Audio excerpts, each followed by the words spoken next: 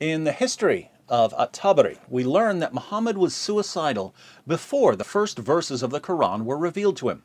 During one of his annual pagan religious retreats, a spirit appeared to him and said, "Muhammad, you are the messenger of God." Muhammad then ran home to his wife Khadija and begged her to cover him. He was so terrified that he contemplated suicide.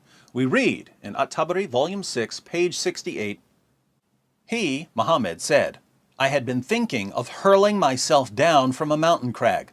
But he appeared to me, as I was thinking about this, and said, Muhammad, I am Gabriel, and you are the messenger of God. Then he said, Recite. I said, What shall I recite? He took me and pressed me 3 times tightly until I was nearly stifled and was utterly exhausted. Then he said, Recite in the name of your Lord who created. And I recited it. Then I went to Khadija and said, I have been in fear for my life."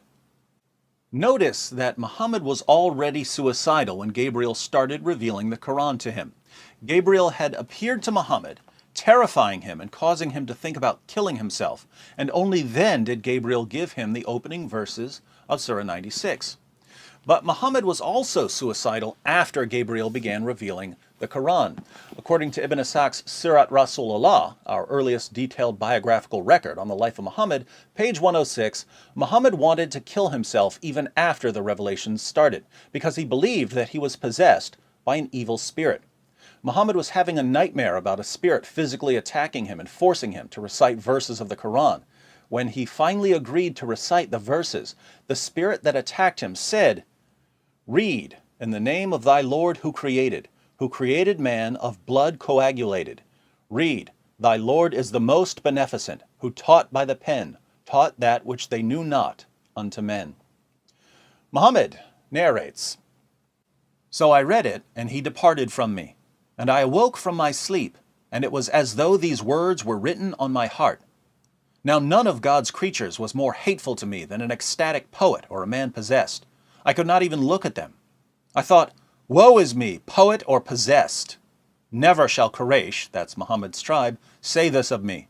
I will go to the top of the mountain and throw myself down, that I may kill myself and gain rest.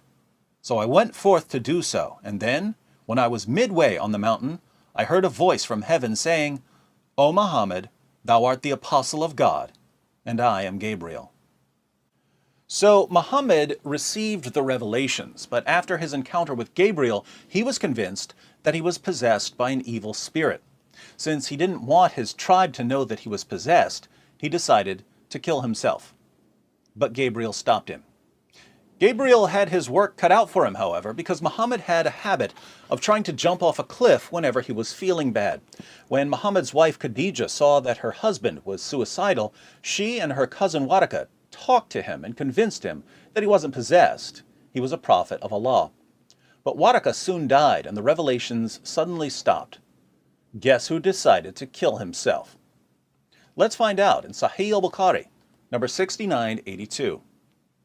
But after a few days, Waraka died, and the divine revelation was also paused for a while, and the prophet became so sad, as we have heard, that he intended several times, we're talking about multiple occasions, to throw himself from the tops of high mountains, multiple mountains, and every time he went up to the top of a mountain in order to throw himself down, notice that he actually set out to kill himself numerous times, Jibreel, that's Gabriel, would appear before him and say, O Muhammad, you are indeed Allah's messenger in truth, whereupon his heart would become quiet and he would calm down and would return home. So Gabriel had to regularly calm Muhammad down to keep him from plunging to his death. And whenever the period of the coming of the revelation used to become long, he would do as before, he'd head for a cliff. But when he used to reach the top of a mountain, Jibreel would appear before him and say to him what he had said before. Notice that this happened over and over again. Whenever Gabriel didn't show up with a new revelation, Muhammad would climb a mountain in order to kill himself. What can we learn about Muhammad from these passages? Assalamu alaikum and hello to my non-Muslim viewers. Today I'm going to be refuting a very specific story about the Prophet Muhammad. I'm going to be refuting David Wood, where he says that the Prophet Muhammad tried to commit suicide. So here we go.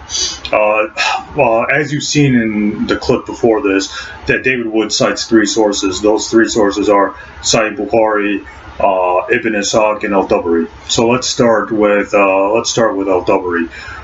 According to the history of Al-Tabari, Volume 6, it's alleged, page 86, I believe, or page 86 or 87, I believe. The story goes that that Gabriel first started coming to the Prophet Muhammad, and then later on Gabriel didn't come, so the Prophet Muhammad was so sad by Gabriel not coming, or the revelation stopping for a period of days, that he tried to commit suicide by throwing himself off a cliff or a mountain.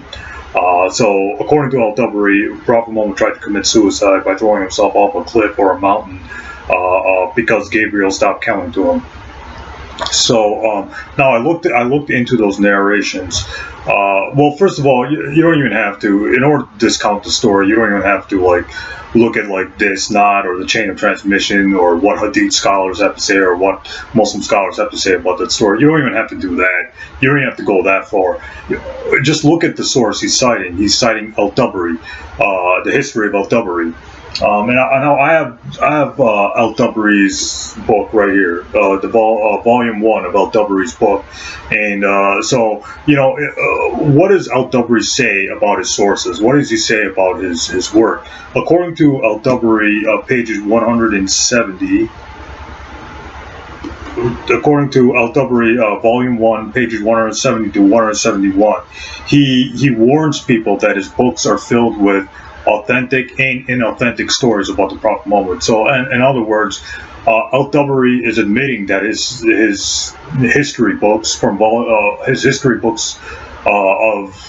Islamic characters, or his history books regarding biblical characters and Muslim characters, according to Al-Tabari's own admission, he has authentic stories and inauthentic stories. He has true stories about the Prophet Muhammad, and he has false stories about the Prophet Muhammad. So, but then you might be saying, well, why did Al-Tabari include it into his book if it's just fiction, if it's false, if it's fictional? Doesn't the criteria of embarrassment apply here? And no, it doesn't, because Muslim historians recorded whatever they heard. They didn't care if it was true or not. They just wrote it down. So of course Al-Tabari, Ibn Ishaq, and let's not get into Ibn Ishaq right now. We'll just stick to Al-Tabari. So of course Al-Tabari would write down any kind of story he heard. He didn't care if it was true or not. His job was just to collect the story and write the story. And again, you don't even need to go into Hadith sciences and what Muslim scholars have to say about it and the chains of transmission. You don't even have to go that far. Al-Tabari refutes himself. Al-Tabari is admitting that his stories are sometimes true and sometimes false, and this is a false story. So just look at the source he's citing. He's citing Al-Tabari, and Al-Tabari is a weak source. Muslim scholars don't accept it as authentic. And Al-Tabari even admits that he didn't always collect true stories. Muslim scholars have not always accepted Al-Tabari's narrations. That's why we need the isnad, or we need the chain of transmission to figure out if these stories are true or not. And according to the chain of transmission, the story of Al-Tabari is false, because there are two weak narrators in that story.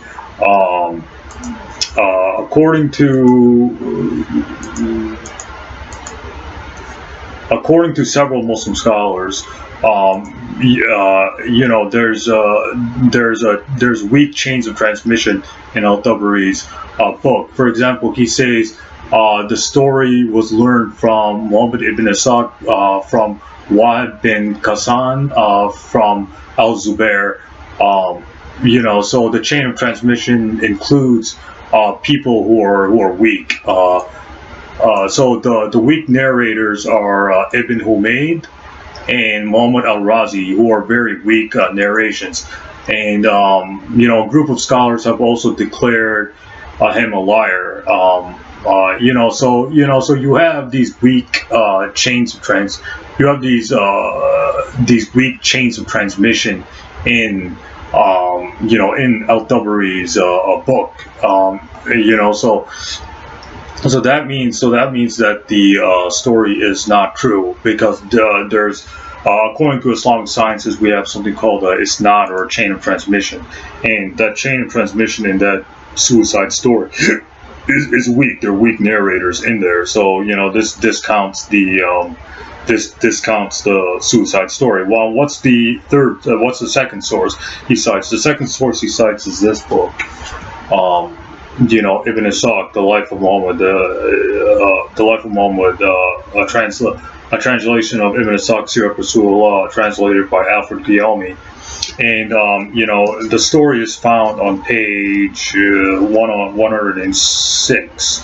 So let's look at the chain of transmission, since that's the way how we find out if there is a true or false story about the Prophet Muhammad.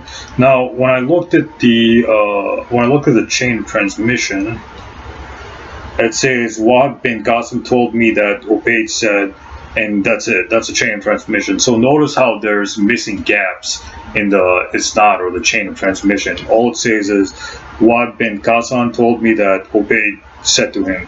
So there's holes, or there's holes in the chains of transmission. There's missing gaps in the chain of transmission, and according to the paragraph above it, it says Wahab bin Ghassan, a client of the family of Al-Zubair, told me. So basically, according to the chain of transmission in Ibn Ishaq and Al-Tabari's book, Al-Zubair is the chain of transmission that narrates the story.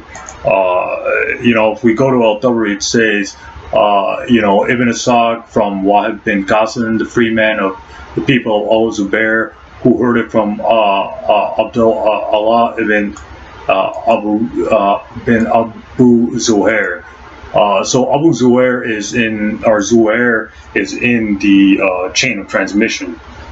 So what have Muslims Muslim scholars said about Al-Zubair? Is he authentic? No, he isn't, because I have this book called A Biography of the Prophet of Islam in Light of the Original Sources and Analytical Study, Volume 1. So let's look at what Muslim scholars have to say. Now, according to page 153 of this book, and again, I'm reading from Biography of the Prophet of Islam in Light of the Original Sources and Analytical Study, Volume 1, and this is by Dr. Mahdi Razaqullah Ahmad. So this is a very handy source about learning about early Islam and stuff like that. Anyways, it says on page 153, in any case, the Prophet, peace be upon him, was disturbed by the cessation to the extent that some biographers thought that he wished to throw himself down a cliff. But as Sheikh Albani is for those of you who don't know, Sheikh Albani was a great hadith scholar. He was a great Muslim scholar, he was a great hadith scholar. Sheikh Albani has pointed out that this is not a hadith, rather it's a statement of Zuhri. It is against the character and personality that the messengers are endowed with. And the footnote, it says you can find Albani's discussion about this in Da'if al-Nai Hadith Nin Nabi was Sira, page 40. So according to Sheikh Albani, this is not a hadith, or this is not a saying or action. This so-called suicide story is not a saying or action of the Prophet Muhammad, peace be upon him. Rather, it's a statement of Zuhri. So it just says that Zuhri, heard the story and he told the story. So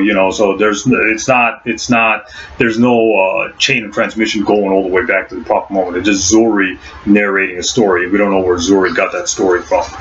We don't know if his sources behind that story are reliable or not reliable. Now, the third source David Wood mentions is Sahih Bukhari, and this is found in Sahih Bukhari, Hadith number 6467. So I think David Wood's I think what he's trying to say is, even according to Muslims, most trusted source, which is Sahih Bukhari, the Prophet Muhammad tried to commit suicide, thus that story has some credibility behind it. And is that the case? No, it isn't. Now, notice how in Sahih Bukhari 6467, it says that as we have heard. So, the hadith is saying that as we have heard. It's not saying that, we know that the Prophet Muhammad tried to commit suicide because the Prophet Muhammad said, I tried to commit suicide. No, it is, the wording is, as we have heard. So, so this story is nothing more but hearsay. It's not, it just, they heard the story. It doesn't, there's no chain of transmission going all the way back to the Prophet Muhammad, peace be upon him. So, according to Ibn Hajar, and Ibn Hajar wrote a commentary on Sahih Bukhari, and Ibn Hajar was a prominent Muslim scholar, was a very important Muslim scholar back then. But anyways, he says, according to Fath al-Bari is a commentary on Sahih Bukhari, volume 19, page 449, he says, the one who says, as we have heard, fi ma balagh ha-na, is al-Zuri. This means the sentence that has reached us, as if from the reports of the Prophet, whom be the peace and blessings of Allah. In this narration, it is from amongst the unattributed reports of Zuri, and it's not fully linked. So basically, what Ibn Hajar is saying is that there's a broken chain of transmission going back to Zuri. So So according to Ibn Hajar, this narration is not fully linked, or the chain of transmission doesn't go all the way back to al-Zuri. It just says al-Zuri heard the story. It doesn't say, there's a chain of transmission going all the way back to Zuri, and then that Zuri got the story from sources directly or related to the Prophet Muhammad. So the story is not the Prophet Muhammad, tried to commit suicide, and then he told some reliable people, and then those reliable people told Zuri, and then Zuri, passed the story from the chain of transmissions and the early Hadith collections to Sahih Bukhari. No, it goes, Sahih Bukhari heard it from Zuri, and Zuri heard it from some unknown people. So that's basically the story. So according to other sources, there's the story goes that they heard the story of the Prophet Muhammad trying to commit suicide. It's not that there's no fully connected chain of transmission to validate that story, and this is found in Sheikh Albani's book. And this is also found in other people's books. For example, Ibn Hajar, like I said, and then there's other Muslim scholars who have discounted the story. For example, Abu Shama al-Muqdisi said that this is a statement from al-Zuri or someone else other than Aisha. And in that phrase, it is what has reached us. The story just goes back to al-Zuri. It does not go back to the Prophet Muhammad or anybody directly related to the Prophet Muhammad. It just says, well, al-Zuri heard it. That's pretty much about it. And again, Sheikh Albani talks about this. In his book and stuff like that. So even Ibn Ehteshaam, in Ibn Ehteshaam volume 1, page 252 to 253, says he just heard the story from Ibn Ishaq, and he doesn't give any kind of chain of transmission. So even Ibn Ehteshaam, he left out the narration, or he said even Ibn Ehteshaam admitted that the narration is weak. So, and this is found in Ibn Ehteshaam volume 1, page 4. So he thought that story was weak as well. And other people and other scholars have also said that that story is not authentic. It's not authentically reported, and stuff like that. So again, I would just recommend, to see why the story is false in Sahih Bukhari, I would just recommend reading Ibn Hajar's commentary, Fath al-Bari, volume 19, page 449, where he talks about how there's broken chains of transmission in that story. That the chain of transmission isn't fully linked, going back to al-Zuhri, going back to the Prophet Muhammad. And another thing is, just because it is true that that suicide story is mentioned in Sahih Bukhari, but in the footnote of Bukhari, in the original Arabic book of Bukhari, in the footnotes, Bukhari admits that that story is weak, or there's missing links in that chain of transmission, and so even Bukhari, who Sunni Muslims, which is like what, 85% of the Muslim population, or 90% of the Muslim population, so a majority of Muslims follow. The Orthodox Sunni Muslims follow Sahih Bukhari, and even these subsect of these other subsect of Islam, of Muslims, follow Sahih Bukhari. Anyways, Bukhari admits that there's some hadith in his books that have weak chains of transmissions and stuff like that. So most of Bukhari's hadith are correct. That's true, but sometimes Bukhari admits that there are a few hadith where there's broken chains of transmission, and according to the Arabic book version of Sahih Bukhari, this is a broken chain of transmission. This story has a broken chain of transmission, or there's broken links in that chain of transmission. So this story is false. There's no reliable source that talks about Prophet Muhammad trying to commit suicide and stuff like that. There's all the sources that say that the Prophet Muhammad tried to commit suicide is false. And Prophet Muhammad was confident that he is the messenger, that he is God's messenger, and Allah will never neglect him. We read in Sahih Bukhari, hadith number 4842, that the Prophet Muhammad said, "I am Allah's messenger, and Allah will never neglect me." That means that God will always be there with the Prophet Muhammad, protecting the Prophet Muhammad, and things like that. So the story of Prophet Muhammad trying to commit suicide is false. David Wood is just appealing to weak sources like Ibn Ishaq al-Tabari, and he's not reading what Muslim scholars say about the chain of transmission that Sahih Bukhari hadith. Well, you might be saying, well, why do we have to follow Muslim scholars? Because the Quran says follow the Prophet Muhammad. The Prophet Muhammad said follow Muslim scholars, and the Prophet Muhammad said the best generations would be the three generations that come after him. So Ibn Hajar Ibn Hajar would be a Muslim scholar, and even early Muslim scholars like Ibn Ehteshaam and stuff like that, even they admitted that that this story is weak, and there's no fully connected chain of transmission going all the way back to the Prophet Muhammad. It just goes to al-Zuhri, and al-Zuhri says, well, he just heard the story, so anybody before al-Zuhri could have just made up that story and told him, and then Ibn Ishaq and al-Tabari could have written it down, and then that could have passed to Bukhari, and Bukhari just wrote down what al-Zuhri thought. But then Bukhari himself admitted that there's no fully chain of transmission going all the way back to the Prophet Muhammad. So the story of Prophet Muhammad trying to commit suicide is false. But David Wood just, he'll never. I think he understands, but he just wants to push his argument for some reason. That's why I think there's no point in interacting with him, because no matter how many times you tell him Ibn Ishaq and al-Tabari, and there's weak stories in Ibn Ishaq and al-Tabari and things like that, and he's not reading hadith commentaries. No matter how many times you correct him, he'll just keep repeating the same argument over and over and over again. And to a lesser extent, Sam Shimon and James White do this too. So that's why I say there's no point in interacting with them, because I think they get it, but they just want to keep repeating the argument. So there's no point in directly addressing them. So this is my indirect address to David Wood using that suicide story. So that suicide story is false.